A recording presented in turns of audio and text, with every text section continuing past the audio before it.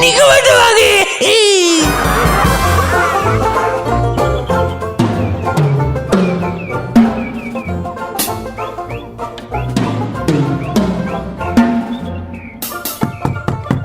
කවුද?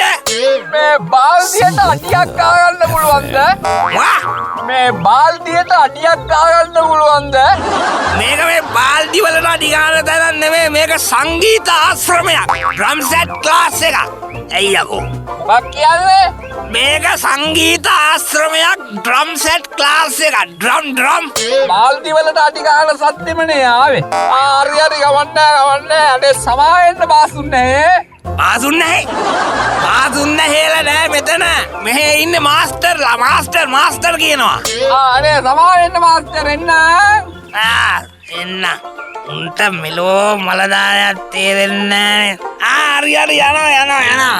අද කාලේ උන්ට මෙච්චර මේ කංකලු ඩ්‍රම් සෙට් වාදනය පවා ඇහෙන්නේ බාල්දි වලට අඩි ගහනවා වගේ.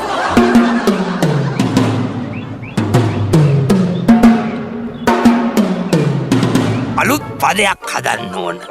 රිග ගම පද සරිගම පද නිස සනිතප්ප මග නිස ඩිස්ටඩිඩි උඹලකඩ ඒක හොඳයි. රිග ගම පද සරිගම පද නිස සනිතප්ප මදහස ඩිස්ටඩිඩින් උඹලකඩ කවුද ඒ වාර? කවුද? අයියෝ මේ දොර වහගෙන විකුණන්නේ මොකෝ? මේ දොර ඇරලා විකුණන්නකෝ අප්පා. මොකක් කියන්නේ? විකුණන මලයිල්ලවක් දොර ඇරගෙන විකුණන්නකෝ. කීයේද උඹලකඩ 100ක්? උඹලකඩ? ඕ කීයේද උඹලකඩ ග්‍රෑම් 100ක්? මෙතන මේ උඹලකඩ විකුණන්නේ ඈ? මේක සංගීත ආශ්‍රමයක්. එහෙනම් උඹලකඩ කියලා මේ කෑ ගැහුවා. අයියෝ උඹලකඩ කියන්නේ මං අලුතෙන් හොයාගත්ත පදේ. පත්තිගේ ඉතින් කවුද දන්නේ? උඹලකඩ කට්ටක්වත් මොකක් උඹලකඩ කට්ටක්වත් නැද්ද? අයියෝ අයිසේ උඹලකඩ කට්ටක්වත් කියන්නේ මං හොයාගත්ත අනිත් පදේ. අයියෝ කියන්න බැයි අප්පා.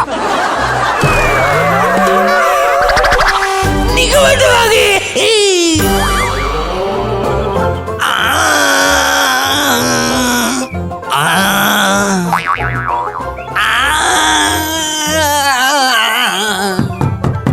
අයියෝ හරිම කරදරයක්නේ. සංගීත සප්තස්වර සාගරේ ගිලෙන්න දෙන්නෙම නෑනේ. කවුද ඒ පාර? මේ මුදලාලි මට සංගීතාශ්‍රමයට බැඳෙන්න පුළුවන්ද? මුදලාලිල නෑ මෙතන ඉන්නේ සංගීත ගුරු පියා මාස්ටර්. අනේ සොරි වේ මාස්ටර්, මට සංගීතාශ්‍රමයට බැඳෙන්න ආශ්‍රයයක් ඇති වුණා. ආශ්‍රයයක් කියන්නේ ආසාවක් ඇති වුණා. කියන්න බෑ. අන්න බලන්නකො ඉතින්. පෙර පණිවරු කිව්වනේ පෙදෙහි රසහව් විඳිනා දෙනතා ඉතා දුලබෝ කියලා. ඒ වගේ නෑ ඇස්පෙනීම නම් මගේ දුර්වලතාවයක් නෑ. මම මේ කිව්වේ කවිවල රස විඳින අය බොහොම ටිකයි කියලා පුරණ පඬිවරු කියලා තියෙනවා. ඒ වගේ මේ සංගීත කලාවේ රස දකින අයත් ඉන්නවා. ඉතින් බොහොම ටික දෙනා හැබැයි. ඉතින් මේ දොර ඇරියා නම් කතා කරගන්න තිබුණානේ. ඒක අමතක වුණා. ඉන්නවා. අමතක වුණා කතාව. ඔන්න එහෙනම් සංගීත සප්තස්වර සාගරයේ දොර ඇරුණා කියලා හිතා ගන්නවා. අප්පා දොර ඇරෙන සද්දෙන් නම් සංගීත සප්තස්වර සාගරයේ දොර නෙමෙයි, හොල්මන් මන්දිරයක දොර ඇරුණා වගේ. අනේ මොකක් කිව්වද? නෑ මං ඔකඳ වුණා ඔබතුමාගේ සංගීත සප්තස්වරේ. මොකද වුණා කිව්වේ? ඔකඳ වුණා. එන්න ඇතුළට. මම ඉතින් ඔය දවසකට පැය 7-8ක් විතර එක දිගට සංගීත අධ්‍යයන කටයුතු වල නිරත වෙනවා. ඩ්‍රම්ස් ගහන්න පද හදනවා. අහල පහල ගෙවල් වලින් දෝෂාරෝපණයක් එන්නේ නෑ සද්දෙට. අගෝ නෑ. එයාලා හරි මාසයිනේ. හැමෝම ඇවිල්ලා මට කියනවා මාස්ටර් ඔබතුමාගේ ඩ්‍රම් සෙට් නාදය හරිම කංකලුයි. හරිම මිහිරි. එයාලා හොඳට රස වින්ද කියලා කියනවා. නොදැනිත් සමහරු ඇඳෙනුත් වැටුණා කියලා කියනවා. ඒ කියන්නේ කියන්නේ අර ගුත්තිල වීණා වාදනය කරනකොට අතේ හිටපු දරුවන්ව දන්නේම නැතුව බිමට වැටුණලුනේ. ඒ වගේ මගේ මේ ඩ්‍රම් සෙට් වාදනය අහගෙන හිටපු සමහරු දන්නේම නැතුව ඇදෙන් පල්ලෙහාට පවා ඇදගෙන වැටිලා තියෙනවා. ඒ වුණාට ඉතින් ඒගොල්ලෝ මට සල්ලි දීලා කියනවා ආයිනම් ඩ්‍රම් සෙට් ගහන්න එපා දැන් ඇති කියලා. සල්ලි දීලානේ කියන්නේ. ඉතින් මන් නවත්තලා දානවා. අද කවුරු සල්ලි දීලා නෑ වගේ. ආම නෑ ඒකයි. නිකවට වගේ. මේ ඒක නෙමෙයි මාස්ටර්. එතකොට මේ සංගීත ආශ්‍රමයට ළමයි එන්නේ කොයි වෙලාවට ශිෂ්‍යයෝ? ශිෂ්‍යයෝ කිව්වට ඉතින් දැන් ඉන්න එවුන්ගේ ඔය ඕමනාවක් නෑ මේ ශාස්ත්‍රය ඉගෙන ගන්න. ඔන්න ඔය ළමයා වගේ මේ ඩ්‍රම් සෙට් වාදනයේ තියෙන වැදගත්කම දන්න තේරෙන බුද්ධිමත් ළමයි තමයි මාව හොයාගෙන එන්නේ. ඉතින් මම මෙහෙම හිටියට ගුත්තිල වගේ තමයි ඩ්‍රම් සෙට් ගන්න ගියා. ගුත්තිල එතකොට ප්ලේ කරේ ඩ්‍රම් සෙට් එකද? ගුත්තිල මේ වීණානේ ගැහුවේ වීණාවනේ ගුත්තිල ගැහුවේ. මේ මං ඉතින් පංචසික වගේ තමයි. එතකොට පංචසික මේ ඩ්‍රම් සෙට් එකද ගහන්නේ? අර හරි මං කිව්වේ මම කියලා ප්‍රාප්ත වෙලා තියෙන්නේ. තේරුන්නේ නැහැ. තේරි කාලයක් යද්දි තේරෙයි ඔක්කොම. ඒක තමයි මේ ඇත්තටම මං ආසයි මේ මුදලාලිගෙන් ඉගෙන ගන්න. මුදලාලි? අනේ මේ සමාවෙන්න මං අර උඹලකට ගන්න කියලා හිතන්නේ. ආවේ උඹලකට සද්ද ඇහිලා මං ආසයි මේ මාස්ටර්ගෙන් ඉගෙන ගන්න. මටත් මේ ඇත්තටම දැඩි අවශ්‍යතාවයක් තියෙනවා ඔය සංගීතඥයෙක් වෙන්න. අපෝ පුළුවන්. මං උගන්නන්න. මගේ ළඟ තියෙනවා සති 2 කෝස් එක. සති 4 කෝස් එකක් තියෙනවා. ඔය එක මාසේ අවුරුද්දේ ඊගාවට අවුරුදු 10 15 20 ඕන පැකේජස් වලින් කෝසස් තියෙනවා. ඒ කියන්නේ දැන් අවුරුදු 20 30ක් මේ කෝස් තියෙනවද? නැතුව ජීවිත කාලෙම ඉගෙන ගන්න දේවල් තියෙනවා මේ ඩ්‍රම්ස් කෝස් එකේ. සංගීතය කියන්නේ එහෙම විෂයක්. බොහොම ගැඹුරු විෂය ධාරාවක්.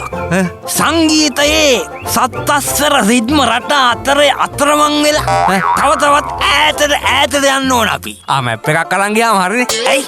අතරමං වෙන්නේ නැහැ නේ එතකොට. ළමයාට තාම අවබෝධය නැති හැටි මට මේ මං කියන්නේ සංගීතය කියන්නේ බොහොම ගැඹුරු විෂයක්. තව විදිහකට කියන්නේ මං තේරුම් ගන්න. අපි මේ සංගීත සප්තස්වර රිද්ම රට අතරේ ගිලිලා ඈතට ගැඹුරට කිමිදෙන්න ඕන.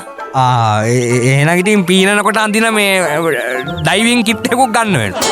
ඒක මේ ඩයිවිං කෝස් එකක් නෙමෙයි මේක සංගීත කෝස් එකක්. මියුසික්. කිමිදෙනවා කිව්ව. කිමිදෙන්න තියෙන්නේ සප්තස්වර රිද්ම රට අතරේ. ඒක මිසක් මම බැලුවා මේකේ පීනන්නක් තියෙනවා කියලා. එහෙමනම් පීනන කෝස් එකක් කරලා එන්න බෑ මුලින්ම.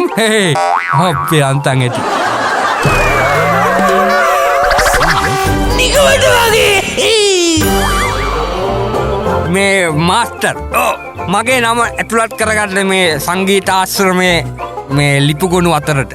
ඕර්කේ අනිවාර්යයෙන්. කොහොමද ගෙවීම් කරන්නේ? කෑෂ්ද බැංකුවට දානවද ක්‍රෙඩිට් කාඩ් මාර්ගයෙන් ගෙවනවද? මේමයි මොන මාර්ගයෙන් ගෙව්වත් මට අවශ්‍ය හොඳ සංගීතඥයෙක් වෙන්න. මට තේරෙනවා. ඔය ළමයාට ඕන සින්දුවක් කියලා ප්‍රසිද්ධ වෙන්න. නෑ එච්චර ප්‍රසිද්ධ වෙන්න නම් අවශ්‍යතාවයක් නෑ. අර රියැලිටි ෂෝ එකක ඩජ් බෝඩ් එකට විතරක් එන මේ මියුසික් කට්ටිය ඉන්නේ. ඒ කෙනෙක් සංගීතඥයෙක් වෙන්න තමයි ඕන.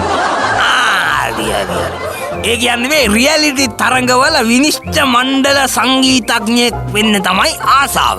අන්න හරි. සංගීතයට පුදුම ආසාවක් නේ මගේ තියෙන්නේ. ඒක තමයි මට පේනවා.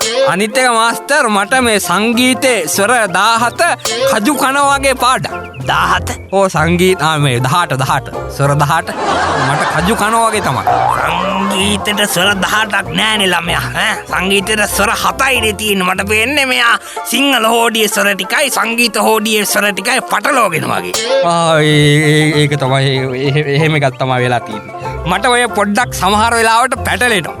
ඒක තමයි මට පේනවා. මේ මාව බඳව ගන්න ඕනේ. අනිවාර්ය මොනවද කතා. එතකොට කොහොමද මේ සල්ලි ගෙවන්නේ කෝස් එකට? මේ පන පිටින් ගෙවන පන පිටින්. පණ පිටින් කියන්නේ රෙඩි කෑෂ් ගෙවන්නේ. හරි හරි එහෙනම් හොඳයි. බොහොම හොඳ ශිෂ්‍යෙක් එහෙනම්. ඒක තමයි. මේ දන්නවද මේ මුදලාලි මේ සොරි මේ මාස්ටර් මොකද්ද? මේ මම විෂුවල් එකක් හිටන් කරා.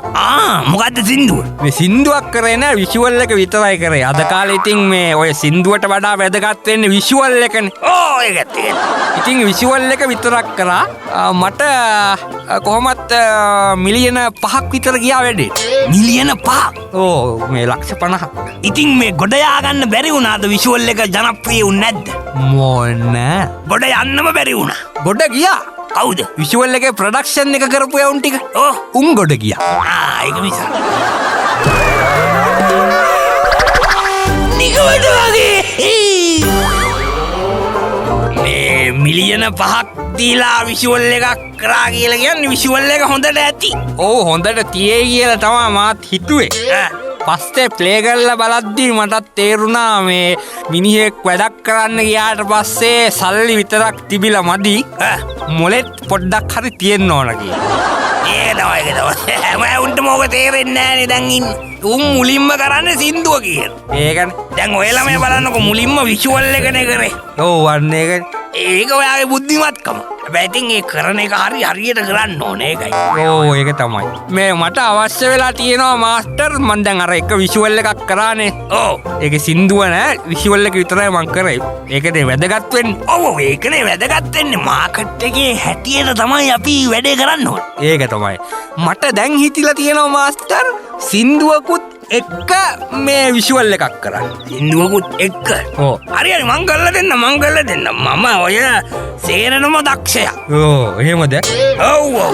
මගෙන් ඉගෙන ගන්නකො මං ඔය ගායනේ, නර්තනේ, වාදනය, නාද ශික්ෂණය, ශබ්ද පරිපාලනය, රූප රචනය, තිර රචනය, ගීත රචනය, වේශ නිරූපණය, ආලෝකකරණය.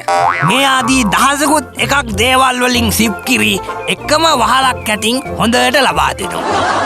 ඒක හොඳයි. කොහොම හරි ඔක්කොම සිප් කිරි ටික දෙනවනේ. ඔව් සිප් කිරි හොඳටම පොවනවා. ඒක හොඳයි. උදේ පාන්දර ආපු ගමන් කිරි එකක් බීලා වැඩ පටන් ගන්නනේ තියෙන්නේ නේ. නෑ මං කියන්නේ සිප් කිරි දෙන්න. හරි. එතකොට මාස්ටර් ගීත රචනයක් කරනවද? ඔව් මං කරනවා. ඒ වගේ මං උගන්වනවා. මේ ඉතින් මට ගීතයක් රචනා කරලා දෙන්නකෝ. අයියෝ කරලා දෙන්න.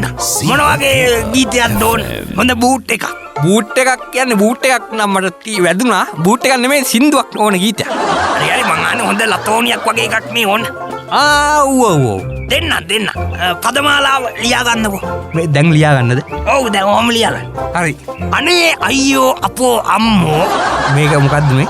සින්දුව. හරිද? හරි. එපා මට නම් ඔබේ ප්‍රේමේ. මා මලා හොම්බෙන් යන්නට වුණා. අනේ මොකද්ද මේ මට උනේ?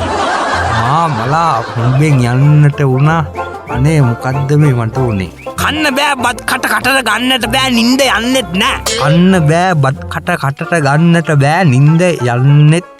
කමක් නෑ හෙන හතම වැදුනත් හොඳින් ඉන්නකෝ අනේ ඔයා. හොඳින් ඉන්න. වරු.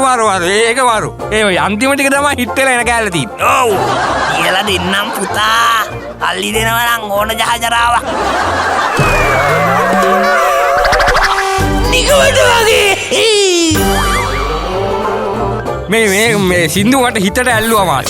ඒක තමයි. ඔය සින්දුවක් ලියද්දි හොඳට තියෙන්න ඕන. අඳෝනා වගේ තනිකර තියෙන්න ඕන. පටාචාරා ක්‍රිෂ්ණ ජිනා වැළපුණා වගේ තියෙන්න ඕන. අනිත් එක පුතා විෂුවල් එක කරනකොට රූප රචනාව කියන දේදී මුළු විෂුවල් එක පුරාම එකම මලගයක් වගේ තියෙන්න ඕන. ඔව් මලගයක් වඩ තනි කර මල ගමක් වගේ තියෙන විෂුවල් එක බලපු ගම. අවසාන ටිකේ හොඳටම දුක තියෙන්න ඕන. ඔව්. එතකොට තමයි ජනප්‍රිය වෙලා එන්නේ. ඊට පස්සේ තමයි ෆේමස් වෙන්නේ.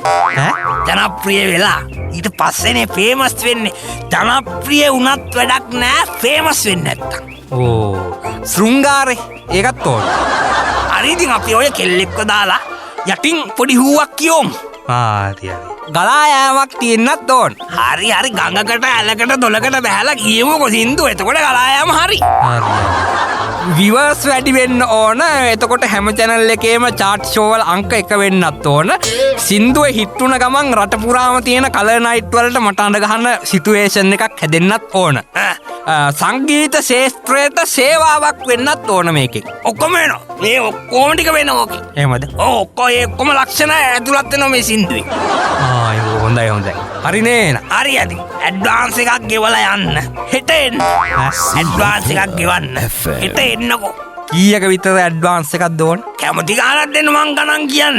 ඔයා දන්නවනේ ඔයාට මිලියන 5ක් ගියා කිව්වනේ එක වැඩකට සින්දුව කරලත් නැතුව විෂුවල් එක විතරයි. ඔයා ඉතින් කැමති විදියක් කරන්න. හරි එහෙනම් මෙන්න මෙතන මේ ලක්ෂයක් තියෙනවා. බොහොම හොඳ. අන්න බලන්න මෙහෙම ඔහොම නෑනේ ගොඩක් දෙන්න. බොහොම හොඳ. බොහොම හොඳ. එහෙනම් මාස්ටර් මං ගිහින් එන්නම් හෙට එන්නම් වැඩ ටික හොඳට කරලා තියන්න. අනිවාර්යයෙන් මොනවද මේ කියන්නේ? එන්නම් මාස්ටර්. බොහොම හොඳ. මාස්ටර් කාමද බැලුවේ? මේ සංගීත ආශ්‍රමයේ සංගීත මාස්ටර් එයාට ශිෂ්‍යත්වයක් ලැබිලා රට ගියානේ. බටහිර සංගීතය හදාරන්න ගියා. ශිෂ්‍යත්වයක්?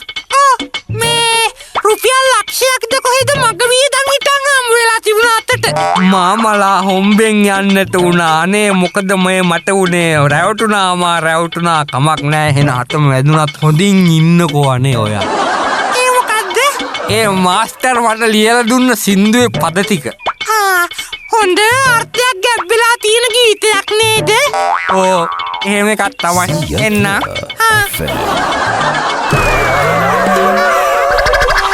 නිකමට වගේ